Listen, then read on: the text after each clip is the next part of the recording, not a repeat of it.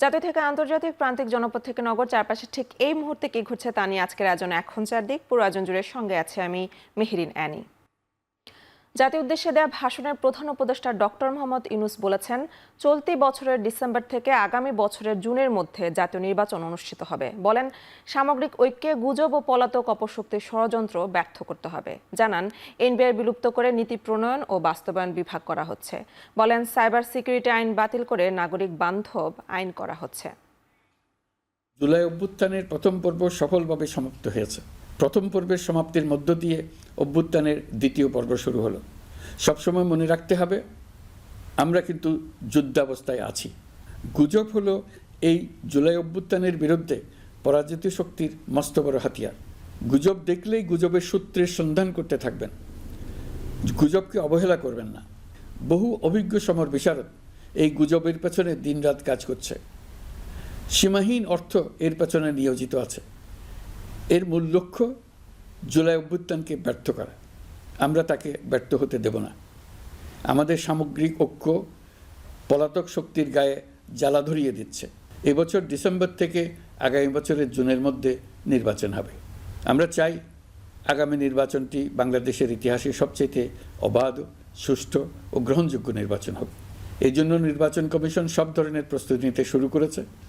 রাজনৈতিক দলগুলো ব্যাপক উৎসাহ উদ্দীপনায় নির্বাচনের জন্য তৈরি হতে শুরু করবে বলে আশা করছি। এর আগে স্বাধীনতা পদক প্রদান অনুষ্ঠানের প্রধান উপদেষ্টা ডক্টর মোহাম্মদ ইউনূস বলেছেন, জুলাই অভ্যুত্থানের মধ্য দিয়ে নতুন বাংলাদেশ গড়ার সুযোগ তৈরি হয়েছে। এই সুযোগ নষ্ট হতে দেয়া যাবে না। মরণোত্তর পুরস্কার দেওয়ার পালা শেষ করে জীবিতদের পুরস্কার ও সম্মাননা দেওয়ার আহ্বান জানিয়ে প্রধান উপদেষ্টা বলেন, তারা জাতিকে এক মহান উচ্চতায় নিয়ে গেছেন। জাতীয় পর্যায়ে গৌরবোজ্জ্বল ও কৃতিত্বপূর্ণ অবদানের জন্য এবার স্বাধীনতা পুরস্কার পেয়েছেন 7 বিশিষ্ট ব্যক্তি। অন্যদিকে সারা জীবন কোনো পুরস্কার গ্রহণ না করার ব্যক্তিগত কারণে স্বাধীনতা পুরস্কার নেননি বদরুদ্দিন ওমর। তবে তার পুরস্কারের রেপ্লিকা জাতীয় জাদুঘরে সংরক্ষিত রাখার সিদ্ধান্ত নিয়েছে সরকার।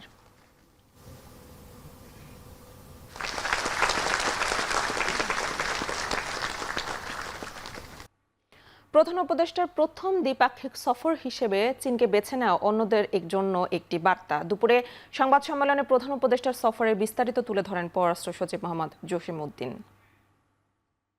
সম্পদ উন্নয়ন, অর্থনৈতিক ও কারিগরি সহায়তা, সাংস্কৃতিক ও ক্রীড়া বিষয়ক সহযোগিতা, গণমাধ্যমের মধ্যকার সহযোগিতা, এছাড়া অর্থনৈতিক বিনিয়োগ, অর্থনৈতিক অঞ্চল সংক্রান্ত বিষয়, স্বাস্থ্য সংক্রান্ত সহযোগিতা ইত্যাদি কয়েকটি বিষয়ে এই সফরকালে ঘোষণা আসতে পারে। কিছু মানুষ ৭১কে ভুলে যাবার চেষ্টা করছে বলে অভিযোগ করেছেন বিএনপি মহাসচিব মির্জা ফখরুল ইসলাম আলমগীর। দুপুরে ইঞ্জিনিয়ার্স ইনস্টিটিউটে মহান স্বাধীনতা দিবসের আলোচনা সভায় এ কথা বলেন তিনি বলেন, নির্বাচনকে পিছিয়ে দেশে নৈরাজ্য সৃষ্টির জন্য নতুন করে ষড়যন্ত্র শুরু হয়েছে।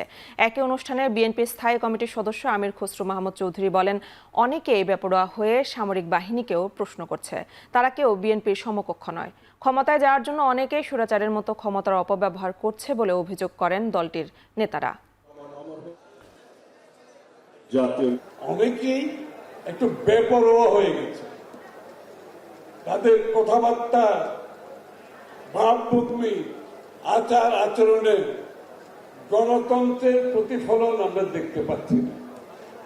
তারা কেন যেন একটু বেপরোয়া হয়ে গেছে। তারা সেখানে এমনকি প্রশ্নবিদ্ধ করতে করতে এখন বাংলাদেশের আমাদের সামরিক বাহিনীকেও তারা প্রশ্ন করতে শুরু করেছে। আজকে নতুন করে ষড়যন্ত্র শুরু হয়েছে যেন এই প্রক্রিয়া পিছিয়ে যায়, বিলম্বিত হয়, অন্য কাউকে সাহায্য করা যায় এবং দেশে একটা নৈরাজ্য সৃষ্টি করা যায়। সেই কাজগুলো আজকে শুরু হয়েছে বলতে পারেন। দেশবিরোধী ধ্বংসাত্মক আন্দোলন ও উস্কানির মতো তৎপরতায় জড়িতদের গ্রেফতার করা হবে বলে জানিয়েছেন স্বরাষ্ট্র উপদেষ্টা জাহাঙ্গীর আলম চৌধুরী। মঙ্গলবার আইন শৃঙ্খলা সংক্রান্ত উপদেষ্টা পরিষদ কমিটির সভা শেষে তিনি বলেন, এ বিষয়ে কঠোর অবস্থানে সরকার।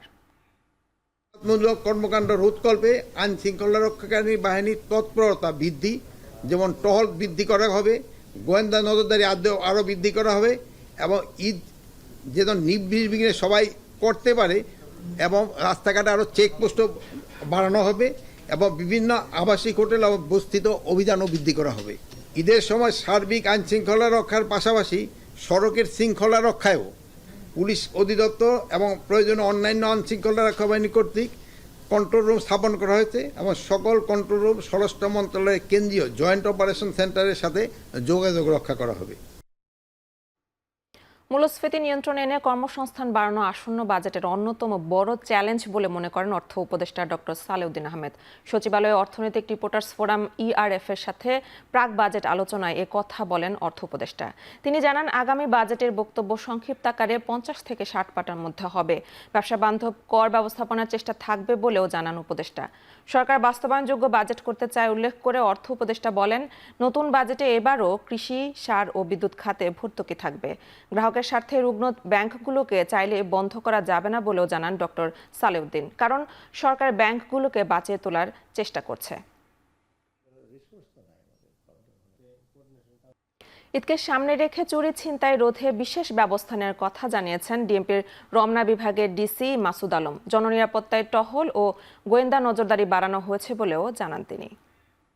সামনে রেখে আমাদের ব্যাপক ডেপ্লয়মেন্ট এবং ব্যবস্থাপনা আছে। আমরা যেমন রাতের বেলা একটা করি যে চেকপোস্ট আছে, মানে এটা একেবারে ভিজিবল, কিন্তু চেকপোস্ট এবং টহল এবং ওই যে মোটর সাইকেল, যেটা আমরা মূলত প্রত্যেকটা থানায় কিন্তু 8টা 9টা করে মোটর সাইকেল দেওয়া আছে, যে এই মোটর সাইকেল নিয়ে আমাদের ওই সাব ইন্সপেক্টর, ASI বা কনস্টেবল তারা কিন্তু চষে বেড়াচ্ছে। সর্বোচ্চ শক্তি প্রয়োগ করে আমরা এটা ঠেকানোর চেষ্টা করছি।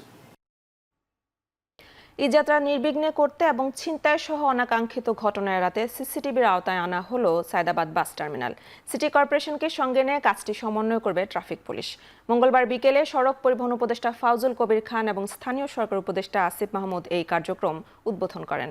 এ সময় সায়দাবাদ বাস টার্মিনালের অব্যবস্থাপনা নিয়ে অসন্তোষ প্রকাশ করেন সড়ক পরিবহন উপদেষ্টা। বলেন, টার্মিনালটি স্থায়ীভাবে পরিচ্ছন্নের জন্য সিটি কর্পোরেশনকে ব্যবস্থা নিতে হবে। এ সময় ঈদে বাড়তি ভাড়া নিলে ব্যবস্থা নেওয়া হবে বলে হুঁশিয়ারি দেন তিনি।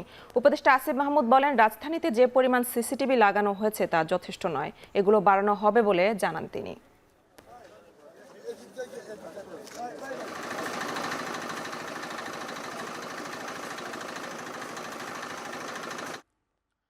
মঙ্গলবারের মধ্যে বকেয়া বেতন ভাতা পরিশোধ না করলে সড়ক অবরোধ সহ কঠোর আন্দোলনের হুঁশিয়ারি দিয়েছে অ্যাপারেল প্লাস ইকোর শ্রমিকরা। এর আগে পুলিশের লাঠিচার্জ ও টিয়ার শেলে পণ্ড হয় শ্রমিকদের সচিবালয় অভিমুখে যাত্রা। সকালে রাজধানীর বিজয়নগরে শ্রম ভবনের সামনে অবস্থান কর্মসূচি পালন করে প্রতিষ্ঠানটির শ্রমিকরা।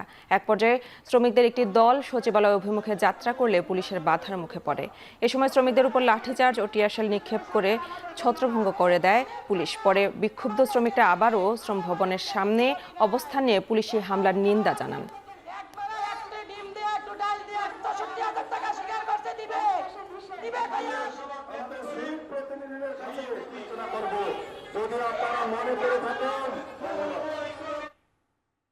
দেশের সর্বোচ্চ আদালতের বিচারপতি হিসেবে শপথ নিয়েছেন বিচারপতি AKM আসাদুজ্জামান ও বিচারপতি ফারা মাহবুব। তাদের শপথ পড়িয়েছেন প্রধান বিচারপতি সৈয়দ রেফাত আহমেদ। দুই বিচারপতির শপথের মধ্য দিয়ে আপিল বিভাগে বিচারপতির সংখ্যা দাঁড়িয়েছে 7 জনে। সকালে সুপ্রিম কোর্টের জাজেস লাউঞ্জে এই শপথ অনুষ্ঠিত হয়। অনুষ্ঠান পরিচালনা করেন সুপ্রিম কোর্টের রেজিস্ট্রার জেনারেল আজিজ আহমেদ ভুইয়া। এ সময় আপিল বিভাগ ও হাইকোর্টের বিচারপতিরা উপস্থিত ছিলেন।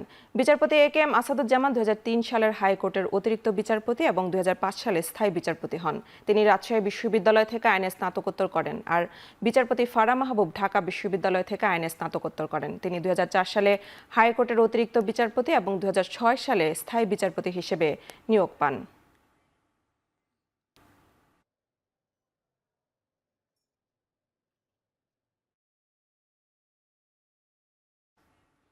ইসরায়েলি হামলায় গাজায় গেল একদিনে নিহত হয়েছে অন্তত 61 জন ফিলিস্তিনি। ইসরায়েলি বোমার আঘাতে প্রাণ হারিয়েছেন আল জাজিরার সাংবাদিক হোসাম সাবাতাস। এদিকে গাজায় গণমাধ্যম কর্মীদের হত্যার ঘটনায় হামাসকে দায়ী করেছে যুক্তরাষ্ট্র। বিমান ও ক্ষেপণাস্ত্র হামলার সঙ্গে চলছে ইসরায়েলি সামরিক বাহিনীর স্থল অভিযান। তাদের হামলা থেকে রক্ষা পায়নি হাসপাতালও। ফিলিস্তিনের স্বাস্থ্য মন্ত্রণালয় জানিয়েছে, যুদ্ধবিরতির শেষে নতুন করে ইসরায়েলি হামলায় 1 সপ্তাহে প্রাণ হারিয়েছে 730 জন ফিলিস্তিনি। এসব হামলার তীব্র নিন্দা জানিয়ে গাজা থেকে নিজেদের কর্মী প্রত্যাহারের ঘোষণা দিয়েছে জাতিসংঘ। তবে গাজায় ত্রাণ ও অন্যান্য সহায়তা কার্যক্রম অব্যাহত রাখার আশ্বাস দিয়েছে জাতিসংঘের সহযোগী বিভিন্ন সংস্থা।